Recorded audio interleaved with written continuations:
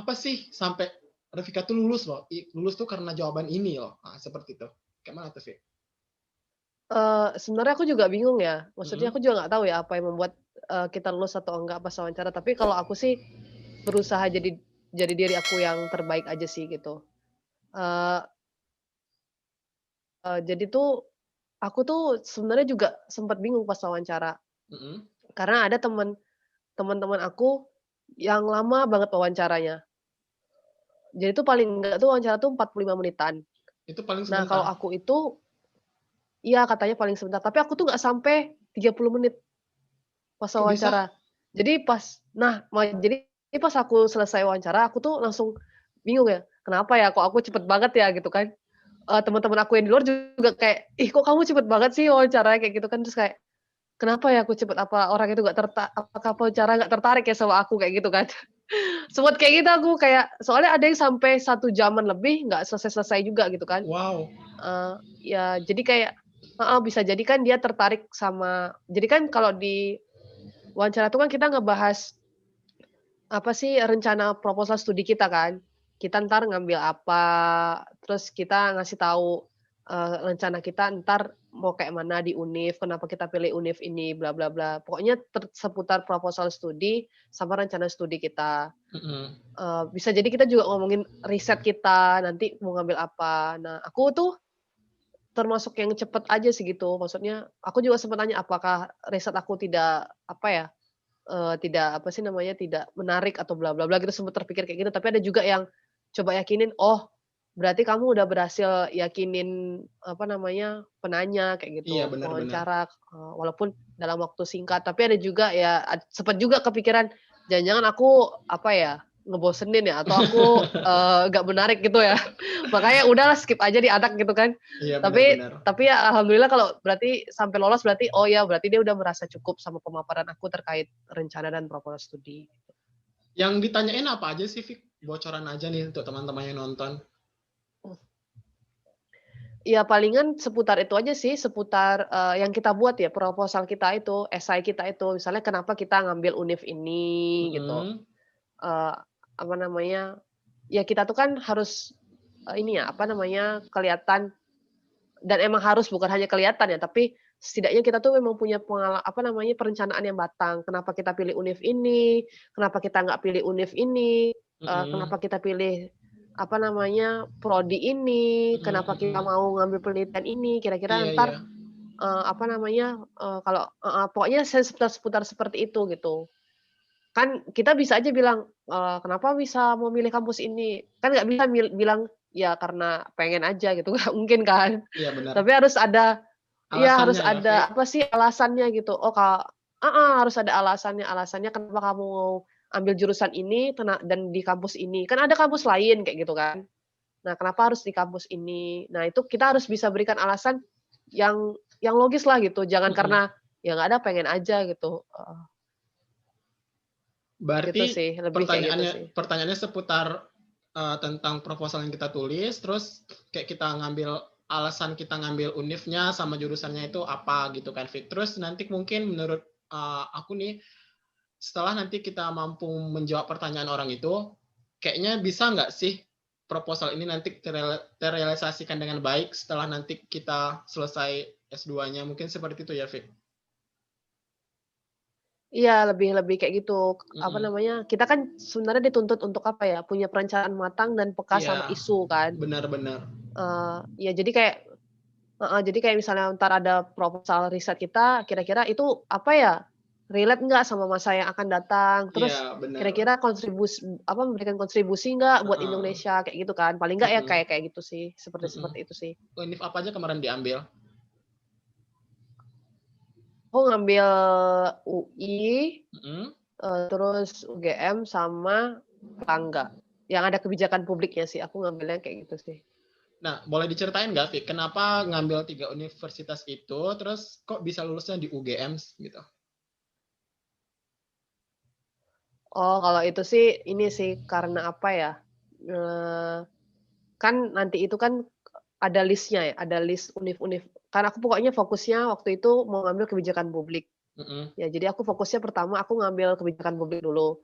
Terus aku lihat, di LPDP itu nggak semua univ mereka, apa namanya, ada. Maksudnya itu ada univ yang mereka tidak masukkan ke dalam list. Mhm. Jadi, waktu itu yang ada list kebijakan publik tuh, salah satunya itu, apa ya, ya UI? UI ada, Iya. heeh. Tapi UI itu Magister Perencanaan dan Kebijakan Publik, terus ada UGM, Kebijakan Publik, terus ada juga, Erlangga. Waktu itu sebenarnya aku juga sebenarnya pengen ngambil salah satunya Brawijaya, tapi Brawijaya itu di list aku itu nggak ada kebijakan publik. Jadi kan nggak Mhm. bisa diambil kan, nggak ter-cover gitu di dalam list LPDP. Jadi berarti 3 kampus itu, karena kan pilihannya 3. Nah Mhm. terus, banyak sih ya pertimbangannya ya, plus minus kampus ini kan, apa ya, banyak ya, heeh. Benar benar. Itu Jadi nggak usah terus disebutin, Fik, heeh, nanti jadi banyak heeh, asumsi orang. iya iya, terus ya kayak gitulah banyak plus minusnya, terus ya berkaitan dengan waktu juga sih waktu itu. Maksudnya, eee, pas aku udah kelar PB, UGM udah buka gitu, jadi aku langsung daftar Mmm. UGM, terus Oh gitu. lolos ya udah, heeh, Berarti kalau kita udah kayak lulus LPDP, terus nanti kita sendiri yang cari kapan univnya itu buka pendaftaran untuk S2 kita gitu, Fik?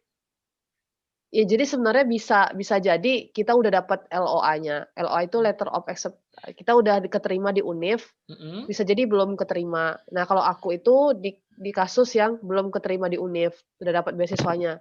Tapi ada juga teman-teman yang udah keterima di univ, terus dia ngajuin namanya defer, Mhm. penundaan. Nah, nanti kalau dia udah dapat beasiswa baru dia, apa namanya, ya udah daftar gitu.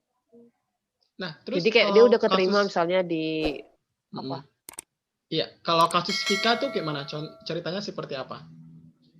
kalau aku itu kasusnya yang belum dapat LOA. Jadi aku dapat beasiswa dulu. Aku Nanti dapat beasiswa dulu, heeh, setelah itu baru aku daftar universitas, heeh. itu ada ujian lagi kah Baru atau ya gimana? udah, ya ada lah tiap universitas kan beda-beda ya, Mhm. ketentuannya. Ada mungkin yang cuman submit proposal, terus dia langsung dilihat proposalnya, terus lolos. Ada juga yang mesti ikut tes, berbagai macam tes, terus lolos. Ya itu tergantung univnya sih. Nah, berarti Fik, aku udah dapat kesimpulannya nih tentang LPDP. LPDP ini kan dari Heeh, lembaga Kementerian Keuangan, terus tujuannya mhm, untuk apa namanya? Investasi masa depan beasiswanya ini. Nah, makanya dipilih orang-orang yang mengikuti seleksi yang sangat luar biasa itu. Terus nanti kita diberikan beberapa fasilitas seperti pembiayaan gitu ya, Fik ya, dari awal sampai mhm. akhir. Nanti kita di cover, kita hanya untuk belajar nanti seperti itu. Terus Fik, untuk biaya penelitian studi terakhir itu juga di cover juga kan, Fik? Oh iya, itu juga juga ada sih, juga ada. Mm-mm. Jadi, tapi kalau kita di kampus sebenarnya banyak juga ya, apa Bener. namanya, sponsor-sponsor itu untuk Mm-mm. penelitian sebenarnya banyak. Tapi juga ada sih LPDP setahu aku juga ada, cuman aku belum sampai ke tahap sana ya. Heeh, Nah, langsung aja nih, Fik. Seriusan, waktu Ayit ngeposting itu pertanyaan di sosial media, di Instagram, terus di WhatsApp, terus di Facebook, itu banyak banget yang tanya sama Ayit kan, Fik. Nah, ini ada nih dari teman Ayit namanya Ujang, dia tuh sampai ngelis gitu loh, dibilangnya, Ayit, aku mau tanya dong sama temannya yang lulus LPDP, nanti aku ketik ya, nanti terus filenya aku kirim ke WA Ayit, dibilang gitu. Oke, Ujang, nggak apa-apa. Saking excitednya dia kan, Fik. Nah, Ujang ini, Fik, dia teman SMA, bukan, teman kuliah Ayit, cuman dia udah selesai S2. Kalau nggak salah, entah lagi S2, kalau nggak salah. Pokoknya dia S2 tuh di Pejajaran Bandung. Dia heeh, iya iya, ngambil heeh. jurusan ilmu komunikasi. Nah, dia tuh tertarik dengan LPDP, Fik. Nah, pertanyaan pertama dia itu, untuk beasiswa LPDP, apakah syarat TOEFL juga boleh atau cuma IELTS aja? Terus kalau boleh skor untuk TOEFL-nya berapa dan untuk IELTS-nya berapa? Jadi itu sebenarnya aku bilang tadi, tiap tahun itu berubah-ubah dan Mhm. tergantung beasiswanya, jenis beasiswanya. Misalnya kalau di tahun aku ngambil beasiswa afirmasi ya. Di beasiswa afirmasi itu skor atau, apa namanya, targetnya itu lebih rendah daripada, anak Reguler. reguler. Mhm. Nah, Heeh. Jadi kalau misalnya yang mau ke luar negeri, biasanya dia harus ada IELTS sih, harus ada IELTS. Ya, tapi kalau misalnya dalam negeri dia cukup, TOEFL ITP aja gitu. Kalau Skornya aku tuh berapa, kayak Vin? gitu. Skornya Kalau 500? waktu tahun aku itu